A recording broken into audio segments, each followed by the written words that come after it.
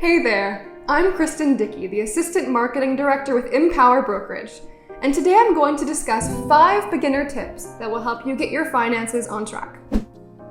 But before we get started, make sure to subscribe to our channel for more great content just like this, and be sure to share this video.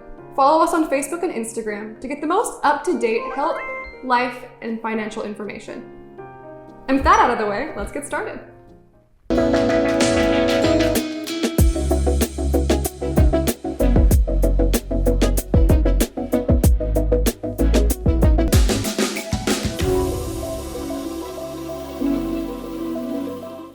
Everyone knows that making money is tough, and what's even tougher is saving it. As our lives become more and more expensive, you may find that bills begin to pile up. And if you're living paycheck to paycheck, you're living without a safety net. I mean, what if your car breaks down? If you have a medical emergency? What then? If you have no backup plan, you can find yourself in a heap of trouble. This brings me to my first tip. Tip number 1, every penny counts. Consistently saving money is the very best habit you can develop. Be intentional about it. Try to set some money aside for yourself every paycheck. It can be a high dollar amount like $500 or something low like $40 a month. Heck, you could set aside $1 a month and your goal would still be met so long as you're consistently saving something. There is no right or wrong way to save. Just make sure you're deliberately putting money aside so you can reap the benefits and stress less. After you take care of your living expenses, your second priority should always be checking the pulse of your savings account. Don't have a savings account? Let's get into that next. Tip number 2, high-yield savings accounts. If you're serious about saving money, you should consider opening a high-yield savings account. A high-yield savings account is a savings account that pays you monthly or annually for storing your money with your associated bank. The amount you get depends on a few things, so how much money you have in your account and how high your APY is. Don't know what an APY is? Your APY, or annual percentage yield, is essentially the yearly total percentage you'll get paid depending on the rate your account is associated with. So take a look at the rates in your area and set up an account for yourself. I mean, it's essentially free money. Keep in mind though, savings accounts like these come with conditions. You may have a minimum amount you have to keep in the account to avoid penalties or fees, and some accounts have a limit on how frequently you can withdraw from the account.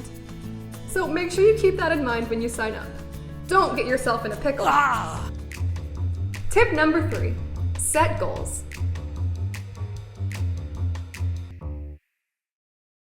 Okay, so this tip may seem easy, but it's vital for your overall financial health. Gain control by setting short-term goals and then set long-term goals. A short-term goal is a goal that can be achieved in a short amount of time. It can be anything. I want to save $100, I want to eat at a nice restaurant each month, whatever. The point is to get you acquainted with setting aside money and not spending that money on something that is not your goal. It's a lot harder to have stability or build trust with yourself without using goals to keep yourself accountable. Begin by taking a small amount out of your paychecks or make a monthly deposit to your savings account. Once you do that, commit to not touching that money until it's time. And congratulations, you have successfully met a goal. The next step is to set a more long-term goal, like I want to save $1,000, or I want to buy a house, or I want to go to Europe. You know, whatever it is, setting goals keeps you grounded. So keep at it, and you'll meet your long-term goal in no time. Or in a long time. A long-term goal is supposed to take a long time. Tip number 4, cancel unused subscriptions. Most people have subscribed to monthly services. What's even more common is paying for a service that you don't regularly use.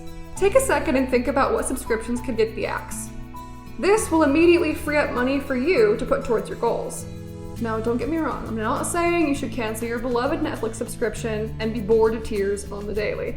Just be mindful of where your money is going and cancel any subscriptions that you could definitely live without. If you are already comfortable spending whatever fixed amount you were paying monthly, think about adding that cash back into your own pocket. It's time to subscribe to yourself. And subscribe to us too. Wow! Tip number 5, fast food faux pas. Has your doctor ever told you that too much fast food is unhealthy? The same thing applies to your financial health. I may not be a doctor, but I can recommend that you eat it more often. On average, Americans spend $100 a month on fast food, which adds up to $1,200 a year, and that's significant. I mean, we all need to eat, but there are cheaper, healthier, and depending on how well you can cook, tastier options. Take the time to cook your own meals and save yourself a few extra dollars. I mean, you never know, you might like your own cooking over takeout. Don't know how to cook? Try easing yourself into cooking by starting with smaller dishes, and you can shift to more elaborate meals over time. You have to crawl before you walk, right? Lastly, invest in some glass or metal containers to take your meals on the go with you.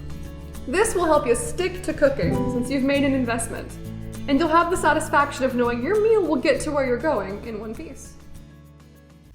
Thanks for joining me today. Hopefully these tips serve as a reminder that your financial goals, whatever they are feasible. If you're interested in empowering yourself and taking control of your situation, subscribe to our channel and put more health, life, and financial tips on your radar.